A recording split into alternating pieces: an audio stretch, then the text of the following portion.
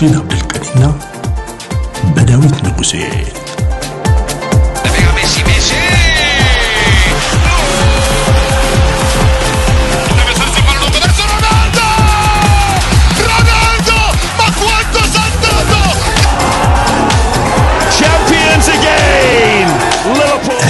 HD Sports ሰላም አድማጭ ተመልካቾች እንዴት አላችሁ? HD ስፖርት ጀምሯል። የተለያዩ ጉዳዮች ይነሳሉ። ጊዜው የዝውውር ነው። የዝውውር መረጃዎች በርከት ብለው እዚህ ፕሮግራም ላይ ይቀርባሉ።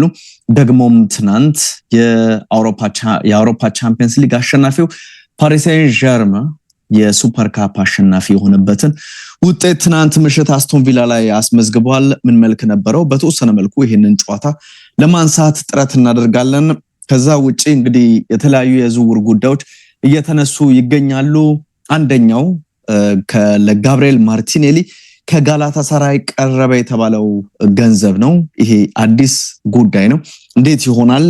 አርሰናልስ ይሄንን ተጫዋች ዝውውር በተመለከተ በምን መልኩ ይቀበሏል የሚለው ጉዳይ ይጠበቃል። ግን ጋላታሳራይ የመጀመሪያ የተባለውን ጥያቄ አቅርቧል የሚል መረጃ ወጥቷል። የክርስቲያን ሮሜሮ ወደ አትሌቲኮ ማድሪድ እንደዚሁም ደግሞ የጄድ ስፔንስ ወደ ኢንተር ሚላን ለማቅናት ከስምምነት ላይ ደርሷል። ሁለቱ ቶተናምን የሚለቁ ተጫዋቾች ናቸው። ይሄንን ጉዳይ እናነሳለን። ከባርሰሎና የቀረበ ሁለተኛ የዝውውር ጥያቄን ማንቸስተር ሲቲዎች ውድቅ አድርጓል።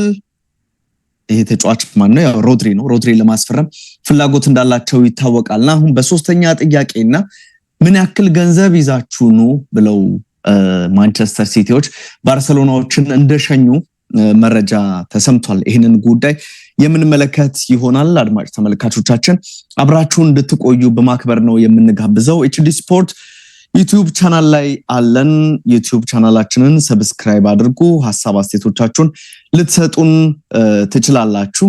ይህንን ጉዳይ ልታነሱትም ትችላላችሁ። ደግሞም በመጨረሻ የምናነሳው ጉዳይ የ2026-27 የእንግሊዝ ፕሪሚየር ሊግ ሊጀመር ጥቂት ቀናት ነው የሚቀረው። በሚቀጥለው ሳምንት አርብ ዕለት አርሰናል በሚያደርገው ጨዋታ ሊጉ እንደሚጀመር ይታወቃልና እንግዲህ ከጨዋታው ጅማሮ አስቀድሞ የስካይ ስፖርትስ ኮምፒውተር የ2026-27 የፕሪሚየር ሊጉ አሸናፊ ማን ይሆናል የሚለውን ቅድሚያ ግምት አውጥቷልና ማን ሊሆን ይችላል የሚለውን ጉዳይ እናነሳለን። እዛም ላይ አድማጭ ተመልካቾቻችን ሐሳባችሁን ልትሰጡን ትችላላችሁ። በማክበር እየጋበዝኩኝ ወደ መረጃው ነው የማልፈው። ያው በአካል ዳንኤል ጉዳዮቹን ወደ እናንተ እያደረስኩኝ ቆይታ አደርጋለሁ።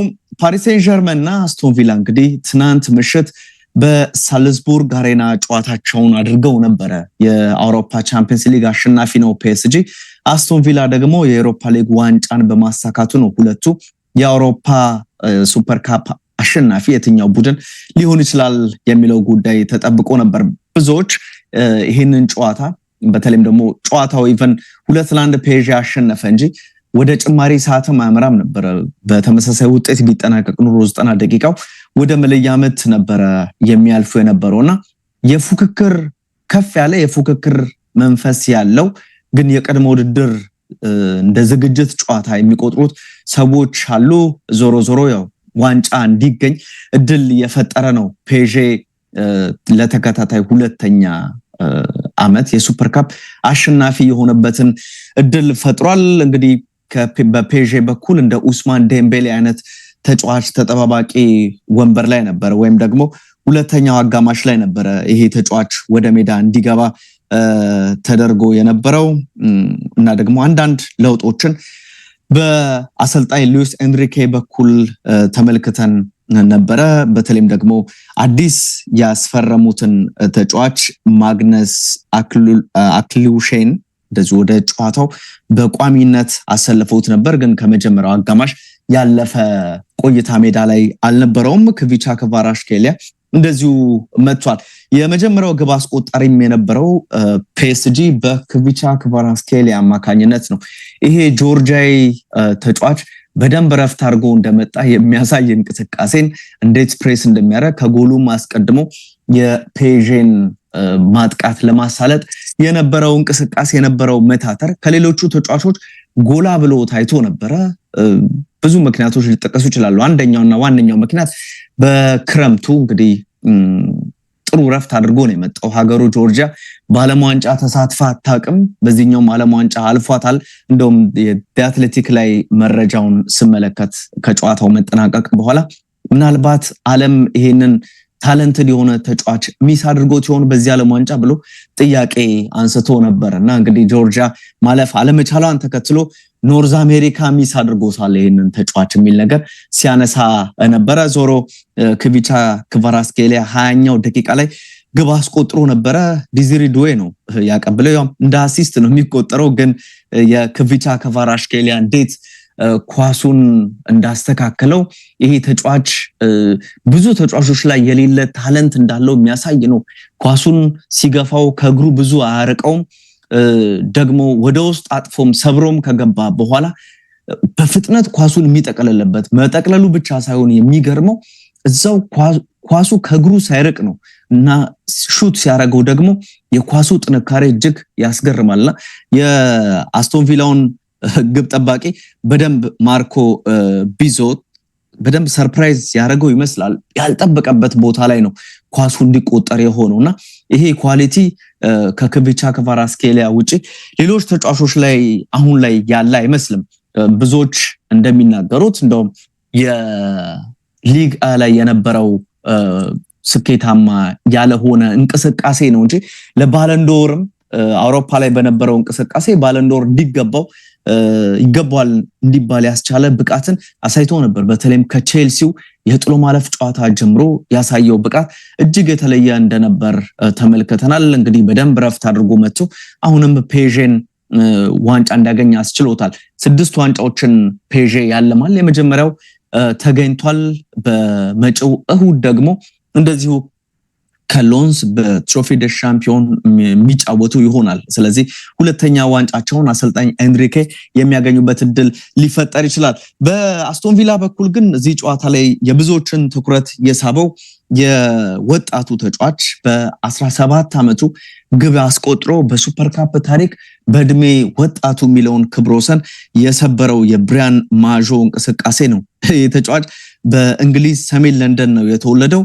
ለለክሰምበርግ ብሔራዊ ቡድን 3 ጨዋታዎችን በቅድመ ውድድር አድርጓል። ግን አሁን በስተመጨረሻ እንግሊዝን ለመወከል ወስኗል። ስለዚህ እንግሊዛዊ ወጣት ተጫዋች እያለን ይህንን ተጫዋች መግለጽ እንችላለን። ከግቡን ከማስቆጠሩም የመጀመሪያው አጋማሽ ከመጠናቀቁ በፊት ነው 1-1 ያደረገውን ግብ ያስቆጠረው። ግን ግብ ማስቆጠር የነበረበት ከዛ አስቀድሞ ነበረ። 2-3 እድሎች ተፈጥረው ነበረ። በተለይም ደግሞ የአየር ላይ ኳስ አጠቃቀሙ ግዙፍ ስለሆነ በአስቶን ቪላ እና በአሰልጣኝ ኡናይ ኤሜሪ በእቅድነት የተነደፈው ሐሳብ ኳሶችን በተለይም ደግሞ ጆን ማጊን ካለበት መስመር ወደ ውስጥ ክሮስ የማድረግ ደግሞ እንደሚታወቀው የፔዤ ተከላካዮች ዊሊያም ፓቾ እንደዚሁም ደግሞ ማርኪኒዮስ በቁመታቸው ረጅም ይባሉ ናቸው። ግን እነዚህ ተጫዋቾችን አጭር ያስመሰለ እየተነሳ ኳሶችን በቀላሉ የሚገጭበትን እድል ፈጥሮ የብሪያን ማጆን እንቅስቃሴ ተመልክተናል። በአንዳንድ እንቅስቃሴዎች በቃ እንደ ልጅ ነው ዊሊያም ፓቾን በአንድ አጋጣሚ ከዛም ውጭ ግቡም ሲቆጠር ዊሊያም ፓቾ ፕሮፐርሊ ማርክ እንዳደርግ ያደረገበትና ራሱን ነፃ የሚያደርግበት እንቅስቃሴ የማጆ ትኩረትን ስቧል እና አንዳንዶች እንደውም ምናልባት ኮከብ ተወለደ እያሉ ሐሳቦችን እንዲሰጡ ያስቻለ ብቃትን በጨዋታው አሳይቷል። ግን ግብ ማስቆጠሩ ሳይሆን በጨዋታው የሳታቸው ኳሶች ምናልባት አስቶን ቪላ ዋጋ ያስከፈለ ይመስላል።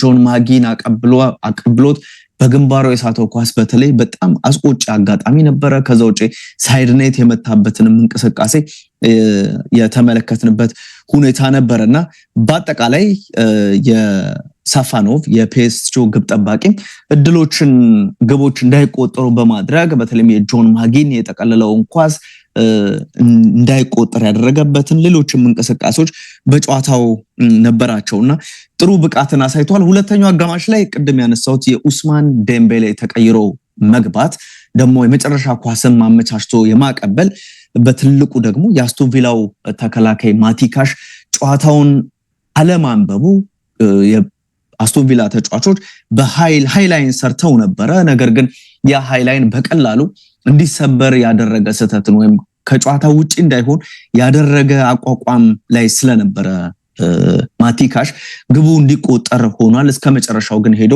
ኳሱን ለማስቆጠር ያደረገው ጥረት በዲዝሪ ዶዬ እንቅስቃሴ እጅግ ምርጥ ሆኖ ጨዋታውን እንዲያልቅ ያደረገበትን ብቃት ከዲዝሪ ዶዬ በኩል ተመልክተናል። እንግዲህ በዚህ መልኩ እንቅስቃሴው ተደርጓል። ተጨማሪ እድሎች ነበሩ፣ ግቦች ለማስቆጠር በአጠቃላይ በነበረው እንቅስቃሴ 56% ፔዤ ኳስ ተቆጣጥሯል።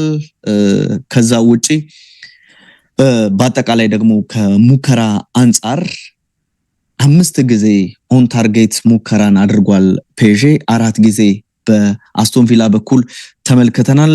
7 ኦፍ ታርጌት ሙከራዎች በአስቶን ቪላ በኩል አይተናል። 3 ነው በፔዤ። እንግዲህ በ4 የበለጡ ኦፍ ታርጌት ሙከራዎች ነበሩ በአስቶን ቪላ በኩልና ይሄም የሚያሳየው ምን ያክል ሻርፕ አለመሆናቸውን በቪላ በኩል ነበረ። ፔዤ በብልጠት ጨዋታውን አሸንፎቷል ማለት ይቻላል። እንደዚህ አይነት የሊግ ሊጀመር አካባቢ ከረፍት ተጫዋቾች ሲመጡ በደንብ ፐርፎርማንሳቸውን እያሳዩ ላይጫወቱ ይችላሉና ያንን ነገር ነው በፔዤ በኩል የተመለከትነው። ግን በምንፈልገው መልኩ ዋንጫውን አሳክተናል ብለዋል ሉዊስ ኤንሪኬ። በእነሱ ዲኤንኤ ጨዋታው እንዲያሸንፉ ያው በካውንተር ፕሬሲንግ በከፍተኛ መለዋወጥ ይሄን ነገር በፔዤ በኩል የተመለከትንበት ጨዋታ ሆኖ ተጠናቋል። ስለዚህ ፒኤስጂ የውድድር ዓመቱን የመጀመሪያ ዋንጫውን አሳክቷል። ሁለተኛውን በመጪው እሁድ ያሳካል። ከሎንስ ጋር ማየት ይኖርብናል። ሌሎችም ጨዋታዎች የክለቦች ዓለሞች እንደዚህ አይነት ነገሮችን እየተመለከትን የፔዤን እንቅስቃሴ ሌሎችም ውድድሮች ላይ ስላለ በፔዤ በኩል ይሄን ነገር መመልከት ያለብን ይመስላል። ክቪቻ ከቫራስኬሊያ አስደናቂ ነው። የአስቶን ቪላ አሰልጣኝ ኡናይ ኤሜሪ ግን 4 የሱፐር ካፕ ፍጻሜዎችን ወይም የሱፐር ካፕ የዋንጫ ጨዋታዎችን አድርገው 4ቱንም ተሸንፏል። በሉዊስ ኤንሪኬም ለሁለተኛ ጊዜ ነው። ሉዊስ ኤንሪኬ 2015 ላይ በነ ሊዮኔል ሜሲ በነ ሱዋሬዝ ቡድን አሸንፎት እንደነበረ እናስታውሳለን። አሁን ደግሞ በድጋሚ ሉዊስ ኤንሪኬ ፔዤን ይዞ ሁለቱ ቡድኖች ተገናኝተው ያኔ ሴቪያን ነበር የሚያሰለጥን የነበረው ይሄ አሰልጣኝ ኡናይ ኤሜሪ። ዞሮ እንግዲህ ከሽንፈት አልተረፈም። እድለኛው አሰልጣኝ አይደለም የሚል ነገር ወይም ደግሞ የሱፐር ካፕ ከርስ አለበት የሚሉ ሐሳቦችንም ከጨዋታው መጠናቀቅ በኋላ ስናዳምጥ ነበር። ሌላ የምንመለከተው የዝውውር ጉዳዮችን ይሆናል። በተለይም ደግሞ የአርሰናሉ የመስመር ተጫዋች ጋብሪኤል ማርቲኔሊን የሚመለከተውን መረጃ ስናነሳ 38 ሚሊዮን ፓውንድ ለአርሰናል ቀርቦለታል። ይህም ከጋላታሳራይ ነው። ግን አሁንም ተጫዋቹ ወደ ቱርክ የመሄድ ፍላጎት አለው የለውም የሚለው ጉዳይ አልታወቀም ይላል ጋሪ ጃኮብ ታይምስ ላይ የጻፈው መረጃ። የ25 ዓመቱ ተጫዋች አሁን በኤምሬትስ ብዙም ከማይፈለጉ ተጫዋቾች አንደኛው ነው ይላል አሰልጣኝ ሚኬል አርቴታ። እንደዚሁም የኮቺንግ ስታፉ ሌሎች ተጫዋቾችን በተለይም ደግሞ እዛ ቦታ ላይ በሌፍት ዊንገርነት የሚጫወቱ ሌሎች ተጫዋቾችን ማምጣት ይፈልጋሉ። ክሪስቶስ ዞሊስ ይሄንን ግሪካዊ ተጫዋች ከክለብ ብሩዥ ባለፈው ሐምሌ ወር ይሄንን ቡድን ተቀላቅሏል። ትሮሳር እንዲተካ ነው ይሄ ተጫዋች የመጣው። ትሮሳር እንደዚሁ ወደ ቱርክ ማምራቱ ይታወቃል። አሁን ደግሞ ሌላኛው እሱን ተከትሎ የሚወጣው ጋብሪኤል ማርቲኔሊ ሊሆን ይችላል የሚል መረጃ ወጥቷል። ማርቲኔሊ 1 ዓመት ውል አለው። 180,000 ፓውንድ በሳምንት ይከፈሏል። የፕሪሚየር ሊጉ ሻምፒዮን ቡድን አርሰናል ለአንድ ተጨማሪ ዓመት ውሉን ማራዘም ይፈልጋል። ይሄም ደግሞ በነፃ በቀጣይ ክረምት ተጫዋቹን እንዳያጣው በማሰብ ነው። ብዙም በአርቴታ በኩል ፍላጎት እንደሌለው እየተገለጸ ይገኛል። ከኢቱዋኖ ከብራዚሉ ቡድን በ2019 በ6 ሚሊዮን ፓውንድ ነበር አርሰናልን የተቀላቀለው። አሁን ግን ከፍ ያለ ገንዘብ ቀርቦለት ከአርሰናል ሊወጣ ይችላል ተብሏል። ከ2019 ቡድኑ ከተቀላቀለ ጊዜ አንስቶ 191 ጨዋታ አድርጎ 41 ጎሎችን አስቆጥሯል። በተጠናቀቀው የውድድር ዓመትም 30 ፕሪሚየር ሊግ ጨዋታዎችን አድርጓል። ግን ማስቆጠር የቻለው ግብ 1 ብቻ ነው። ከዚህም አንጻር ሊሆን ይችላል ደግሞ ጥራትም ከመጨመር አንጻር በአርቴታ በኩል ይህንን ተጫዋች ቢወጣም ብዙ መንገዱ ላይ ላይቆምበት ይችላል። ዋናው ነገር እሱን ተክቶ የሚመጣው ሌላኛው ሁለኛ ተጫዋች እንደ ቪኒ ጁኒየር አይነት ተጫዋችን ይፈልግ ነበር። አሁን ሌላ ሊያመጣው የሚችለው ተጫዋች ማን ነው? እንደ ኬናን ይልዲዝ አይነት ተጫዋች ከሰሞኑ ስሙ እየተነሳ ይገኛል። አርሰናል አሁንም መልቀቅ የሚፈልጋቸው ተጫዋቾች እንዳሉ እየተነገረ ነው የሚገኘው። የያኩብ ኪቪዮር እንደዚሁም ክርስቲያን ኖርጋርድ እነዚህ ተጫዋቾች ከቡድኑ ወጥተዋል። እንደሚታወቀው የካርል ሄንም እንደዚሁ ከክለቡ የወጣ ተጫዋች ነው። የሬስ ኔልሰን የጋብሪኤል ጄሱስ አይነት ዝውውሮች አሁንም ይጠበቃሉ። የፋቢዮ ቬራም የዝውውር ሁኔታ እንደዚሁ ይጠበቃል። አርሰናል አሁንም የተከላካይ ክፍሉን ለማጠናከር የኢዝሪ ኮንሳን ለማስፈረም ካስቶን ቪላ ንግግር ላይ ነው ያለው የሚል ነገር አለ። አርሰናል 45 ሚሊዮን ፓውንድ ለዚህ ተጫዋች መክፈል ይፈልጋል። በራይት ባክ ሚናም ይጫወታል እንደሚታወቀው ይሄ ተጫዋች። ስለዚህ እሱን ለማምጣት ፍላጎት አለው። ነገር ግን ቪላ 60 ሚሊዮን ገምቶታል። በሁለቱ መካከል 15 ሚሊዮን ፓውንድ ልዩነት አለ። በንግግር ልዩነቱን አጥብበውት እንግሊዛዊ የተከላካይ መስመር ተጫዋች ወደ ኤምሬትስ ይጓዛል። እንደ ብሩኖ ጊማራይሽ ሁሉ ወደ ፕሪሚየር ሊጉ ክለብ ወደ ፕሪሚየር ሊጉ ሻምፒዮን ያመራል የሚለው ጉዳይ ይጠበቃል። ኮንሳ የ2 ዓመት ውል በአስቶን ቪላ ይኖራል። ስለዚህ እንደዚህ አይነት ዝውውሮች የሚወጡ የሚገቡ ተጫዋቾች አሁንም ከአርሰናል ጋር አለ። ግን ሌሎች ተጫዋቾች ላይ በደንብ ፈሰስ ለማድረግ ገንዘቡን ከእንደ ማርቲኔሊ አይነት ተጫዋች በርከት ያለ ገንዘብን አርቴታ ይፈልጋል ይላል መረጃው። ከአርሰናል ጋር ስሙ ሲነሳ የነበረው ክርስቲያን ሮሜሮን የሚመለከተውን ጉዳይ እናንሳ። እንግዲህ ክርስቲያን ሮሜሮ ወደ አትሌቲኮ ማድሪድ ለመዘዋወር ሁለቱ ቡድኖች ከስምምነት ደርሷል ተብሏል። 35 ሚሊዮን ፓውንድ አካባቢ ነው እየተባለ ያለው ወይም 40 ሚሊዮን ዩሮ አካባቢ ነው ክርስቲያን ሮሜሮ ለማስፈረም አትሌቲኮ ማድሪድ እና ቶተናም ተስማሙ የሚለው መረጃ የተሰማው። ቀድሞ ይሄ ተጫዋች እንደሚለቅ ይጠበቅ ነበረ። ከዓለም ዋንጫው አስቀድሞ ከጉዳት ጋር በተገናኘ ብዙ ግልጋሎት አልሰጣቸውም። በተጠናቀቀ ውድድር ዓመት ደግሞ የክለቡን ቦርድ በይፋ ፐብሊክሊ መተቸቱ ይታወቃልና በቡድኑ ብዙም እድሜ እንደሌለው የሚያስታውቅ ነበር። ክርስቲያን ሮሜሮን ለመተካትም በሚል እንደ ያን ፖል ቫን ሄኬ አይነት ተጫዋችን ከብራይተን ደግሞ በነፃ የቀድሞ የቦርንማውስ ተጫዋች ማርኮ ሴኔሲንም እንደዚህ ወደ ቡድናቸው ጣሊያኑ አሰልጣኝ ወደ ቡድኑ አምጥቷል። ነገር ግን ይሄ ተጫዋች እንዲለቅ ተደርጓል። ስለዚህ ወደ አትሌቲኮ ማድሪድ አምርቶ በርከት ያሉ አርጀንቲናውያን አሉ፣ እነሱን ይቀላቀላል የሚል መረጃ ወጥቷል። ሌላኛው ከስፐርስ የሚለቀው ተከላካይ ጄድ ስፔንስ ነው። ጄድ ስፔንስ እንደዚህ ወደ ኢንተር ሚላን ለማምራት 30 ሚሊዮን ፓውንድ ይከፈልበታል። ኢንተር ሚላን እና ቶተናም ሆትስፐርስ ከስምምነት ደርሷል። ይህ ተጫዋች አስደናቂ ብቃትን አስመልክቶናል። በዚህ በዓለም ዋንጫው ምርጥ እንቅስቃሴን ያደረገ ተጫዋች ነው። በአንዳንድ ጨዋታዎች ቶተናም እንደ ቡድን በተቸገረባቸውም ጊዜያት ተቀይሮ እየገባ እንቅስቃሴ በሁለቱም ደግሞ በቀኙም በግራም የፉልባክነት ሚና መጫወት የሚችል ተጫዋች ነው። ለኢንተር በደንብ የሚሆን አይነት ተጫዋች እንደሆነ እየተነሳ ይገኛል። 10% ሴሎን ክሎዝ ይኖረዋል የሚል ነገር ተነስቷል። ወደፊት ኢንተር የሚሸጠው ከሆነ 10%ቱ ከገቢው ላይ ለቶተናም ይሆናል። አስቶን ቪላ የክርስቲያን ሮሜሮን ጉዳይ ወደ 15% ለወደፊት የሚሸጥ ከሆነ አትሌቲኮ ማድሪድ ክርስቲያን ሮሜሮን የሚሸጠው ከሆነ 15% ከሽያጩ ያገኛል የሚል ነገር አለ። እንግዲህ የዴንዝል ዴምፍራይስን ወደ ሪያል ማድሪድ ማምራትን ተከትሎ የጣሊያኑ ሻምፒዮን ጄድ ስፔንስን ለማምጣት ሁሉንም ነገር ጨርሷል የሚል መረጃ እየወጣ ይገኛል። ቶተናሞች ላወጡት ወጪ በደንብ ተመጣጣኝ የሆኑ ገንዘቦችን ከዝውውር ለማግኘት ጥረቶች አሉ። ከ75-76 ሚሊዮን ዩሮ በላይ በሁለቱ ዝውውር ብቻ ያገኛል የሚል መረጃ ተሰምቷል። ከዛ ውጪ የማንቸስተር ሲቲና የሮድሪን ጉዳይ የሚመለከተውን ስናነሳ ማንቸስተር ሲቲ 70 ሚሊዮን ፓውንድ ካልከፈላችሁኝ ሮድሪን አልሸጥላችሁም የሚል መረጃን ለባርሰሎና ሰጥቷል የሚል ነገር ተሰምቷል። ሁለተኛ ጥያቄ አቅርቦ አሁን አዲሱ ነገር ሁለተኛውም ጥያቄ ውድቅ ተደርጓል የሚል ነገር አለ። 38.5 ሚሊዮን ወይም 45 ሚሊዮን ዩሮ አቅርቦ ነበረ።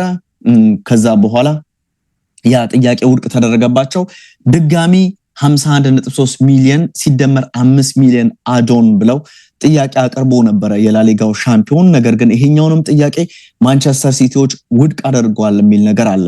ስለዚህ ማንቸስተር ሲቲ 70 ሚሊዮን ፓውንድ ካልከፈላችሁን ሮድሪን አልሸጠውም የሚል ምላሽ ሰጥቷል እየተባለ ይገኛል። አሁንም ሁለቱ አካላት ከስምምነት ላይ ለመድረስ ጥረቶች እየተደረጉ እንዳለ መረጃዎች እየተሰሙ ይገኛሉ። ባርሰሎና አሁንም ቴብሉ ላይ ይሄ የተባለውን ገንዘብ ማቅረብ ይጠበቅበታል፣ ወይም ደግሞ እዛ አካባቢ የሚደርስ ገንዘብን ማቅረብ ይኖርበታል የሚል ነገር አለ። ወደ ማንቸስተር መጥቶ ለፕሪሲዝን በመጪው አርብ ሪፖርት ያደርጋል ተብሏል። ከዛ አስቀድሞ ግን ምናልባት ነገሮች እንዲጠናቀቁ ይፈልጋሉ የሚል ነገር እየተነሳ ነው የሚገኘው። ባርሰሎና ይሄንን ተጫዋች ለማስፈረም በእጅጉ ፍላጎት አለው። ማድሪድም ሲጠቀስ ነበረ። ስለዚህ መውጣቱ የሚቀር አይመስልም። ወደ ስፔን መመለስ ፈልጓል ይሄ ተጫዋች። እንዴት ይሆናል? ባርሰሎና በሶስተኛ ጥያቄ በተሻሻለ ገንዘብ ይህንን ተጫዋች ይገዛዋል የሚለው ጉዳይ ይጠበቃል። እንግዲህ የሮድሪ ጉዳይ የሚለቅ ከሆነ ማንቸስተር ሲቲዎች በርከት ያሉ ተጫዋቾችን ለማምጣት ፍላጎት እንዳላቸው ይታወቃል። አንደኛው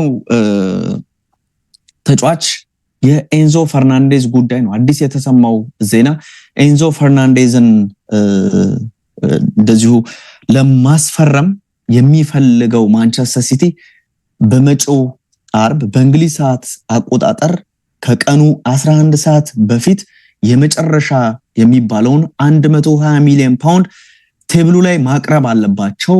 አለበለዚያ ከዛ በኋላ ምንም የምንሸጠው ተጫዋች የለም የሚል ቁርጥ ያለ ሐሳብን ቼልሲዎች ለማንቸስተር ሲቲዎች አሳውቋቸዋል የሚል ነገር እየተነሳ ነው የሚገኘው። ቅድም እንዳነሳሁት የ2024 የባለንዶር አሸናፊውን ለመተካት ነው ማንቸስተር ሲቲዎች ኤንዞ ፈርናንዴዝን እንደዚሁም ደግሞ አሰልጣኝ ኤንዞ ማሬስካ ከወጡ በኋላ ብዙም በቼልሲ ደስተኛ እንዳልሆነ ወደ ስፔን ሄዶ መኖር እንደሚፈልግ እና በአጠቃላይ ቼልሲ ውስጥ እየተደረገ ባለው ነገር ደስተኛ ለመሆኑን የሚገልጽ ሐሳብን መስጠትን ተከትሎ ሁለት ጨዋታዎችን እንዲቀጣ ጭምር በቼልሲ አርፎበት ነበር። በዓለም ዋንጫው ምርጥ ብቃትን አሳይቷል። ኦፍ ኮርስ በፍጻሜው የመጨረሻ ጨዋታ ከሱ የማይጠበቅ ትልቅ ስህተትን ሰርቶ አርጀንቲናን ዋጋ አስከፍሏል ሊባል ይችላል። እሱ ምናልባት ሜዳ ላይ ቆይቶ ቢሆን ኑሮ አርጀንቲናን ወደ መለያ ምት ጨዋታውን ለመውሰድ ጥረታቸው ከፍ ያለ ይሆን ነበረ። ነገር ግን ሜሲ ሜዳ ላይ ያለ ብዙ ሳይረዳቸው እንደዚሁም ኤንዞ ፈርናንዴዝ በቀይ ካርድ ወጥቶ በ9 ተጫዋች ነበር ሜዳ ላይ ሲጫወቱ የነበረው ማለት ይቻላል። ዞሮ እንግዲህ ኤንዞ ፈርናንዴዝ ከዝውውር ጋር ስሙ እየተነሳ ነው የሚገኘው። 106 ሚሊዮን ፓውንድ ነበር ቼልሲ ከ3 ዓመት በፊት ይህንን ተጫዋች ለማስፈረም አውጥቶ የነበረው። አሁን ግን 120 ሚሊዮን ፓውንድ የማያገኝ ከሆነ አርጀንቲናውን የ25 ዓመት ተጫዋች እንደማይለቁት እየተገለጸ ነው የሚገኘው። ሲቲ 116 ሚሊዮን ፓውንድ አውጥቶ ኤሊዮት አንደርሰንን ወደ ቡድኑ አምጥቷል። ከኖቲንጋም ፎረስት 5 ቁጥር ማሊያንም በቡድኑ እንደሚያደርግ የተረጋገጠ ጉዳይ ሆኗል። አሁን ግን ሌላ የሚፈልጉት ተጫዋች አለ። 8 ቁጥር ቦታ ላይ የሚጫወተው አዩብ ቦዋዲን ለማስፈረም ሞሮካውን ወጣት ተጫዋች ከሊል ለማስፈረም ነገሮቻቸውን እያጠናቀቁ እንዳለና እስከ 85 ሚሊዮን ፓውንድ ወጪ አድርገው የ6 ቁጥር ቦታውን ወይም ሮድሪ የሚጫወትበትን ቦታ ለሱ የመስጠት እቅድ አላቸው የሚል ነገር አለ። ደግሞ ፈርናንዴዝንም ወደፊት አስጠግተው የመጠቀምም ሁኔታ አለ የሚል መረጃ እየተሰማ ነው የሚገኘው። ዞሮ ሁለቱ ኤንዞዎች ይገናኛሉ ወይ የሚለው ጉዳይ በትልቁ ይጠበቃል። ግን በቅድሚያ ማንቸስተር ሲቲ የሮድሪን የሽያጭ ሁኔታም ማጠናቀቅ ይኖርበታል የሚል መረጃ ነው የተሰማው። የመጨረሻው ጉዳያችን የምናደርገው የፕሪሚየር ሊጉን በተመለከተ በቀጣይ የውድድር ዓመት ወይም የ2026-27 የውድድር ዓመት ሲጠናቀቅ ብሎ እንግዲህ የስካይ ስፖርትስ ሱፐር ኮምፒውተር ግምቱን አስቀምጧል። አሁን ከገዟቸው ተጫዋቾች አንጻር ሊሆን ይችላል፣ ቡድኑ ካላቸው ስትራክቸር አንጻር በአጠቃላይ ከ38 ጨዋታዎች በኋላ የዘንድሮው የሊጉ አሸናፊ አርሰናል የዋንጫ ባለቤት ሆኖ በ2026-27 ያጠናቀቃል የሚል ቅድሚያ ግምቱን ሰጥቷል። 85.2 ነጥብ ይዞ ያጠናቀቃል፣ አንደኛ ሆኖ ይጨርሳል የሚል ግምት ተሰጥቷል። ማንቸስተር ሲቲ ወደ 82 ነጥብ አግኝቶ ያጠናቀቃል የሚል መረጃን እንደዚህ ወይም ግምቱን አስቀምጧል። ሊቨርፑል 76 ወይም 77 ነጥቦችን ይዞ ሶስተኛ ሆኖ ይጨርሳል። ማንቸስተር ዩናይትድ በ75 ነጥብ አራተኛ ይሆናል። ቼልሲ አምስተኛ ደረጃን በ72 ነጥብ ይዞ ያጠናቀቃል የሚል ግምት አስቀምጧል። ስፐርስ ስድስተኛ፣ አስቶን ቪላ ሰባተኛ፣ ቦርንማውዝ ስምንተኛ፣ ብራይተን ዘጠነኛ፣ ብሬንትፎርድ 10ኛ፣ ኤቨርተን 11ኛ፣ ፉልሃም 12ኛ፣ ኒውካስል 13፣ ሊድስ 14፣ ሰንደርላንድ 15፣ ክሪስታል ፓላስ 16፣ ኖቲንግሃም ፎረስት አሁንም ለጥቂት ይተርፋል ብሎ 17ኛ ደረጃ ላይ ያስቀምጦታል። በፍራንክ ላምፓርድ የሚመራው ኮቨንትሪ ሲቲ እንደዚሁም ኢፕስዊች ታውን እና ሃል ሲቲ በመጡበት ዓመት ተመልሰው ከሊጉ ይወርዳሉ የሚል ግምትን አስቀምጧል። ከ18 እስከ 20 ያለውን ቦታ ይዘው ያጠናቀቃሉ የሚል ግምትን አስቀምጧል። እንግዲህ አድማጭ ተመልካቾቻችን ኤችዲ ስፖርት በተወዳጁ ብስራት ኤፍኤም እንደዚሁም ደግሞ በዩቲዩብ ቻናል ወደ እናንተ ሲደርስ ነበረ። የፕሪሚየር ሊግ አሸናፊ ማን ይሆናል የሚለውን የስካይ ስፖርትስ የሱፐር ኮምፒውተሩን ግምት እኔ በዚህ መልኩ አስቀምጫለሁ። በዚህ ሐሳብ ተስማማላችሁ ወይ? አርሰናል ሻምፒዮን ይሆናል፣ ዩናይትድ አራተኛ ሆኖ ይጨርሳል፣ ቼልሲ አምስተኛ፣ ሌሎችንም ቡድኖች በተመለከተ ግምታችሁን ልታስቀምጡ ትችላላችሁ እያልኩኝ በመጋበዝ ፕሮግራማችንን የማጠናቀቅ ነው የሚሆነው። አብራችሁን ስለነበራችሁ እናመሰግናለን። ቻናላችንን ሰብስክራይብ አድርጉ፣ ላይክ አድርጉ፣ ለሌሎች እንዲደርስ አድርጉ፣ ሼርም ብታደርጉት የሚለው የሁልጊዜም ግብዣችን ነው። በሰላም ቆዩ። ሰላም ሁኑ።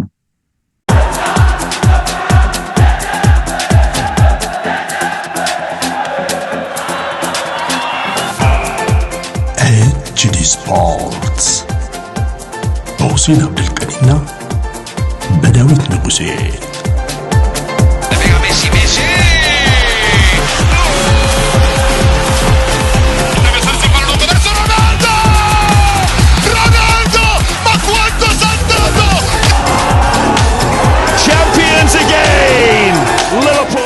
ኤችዲ ስፖርትስ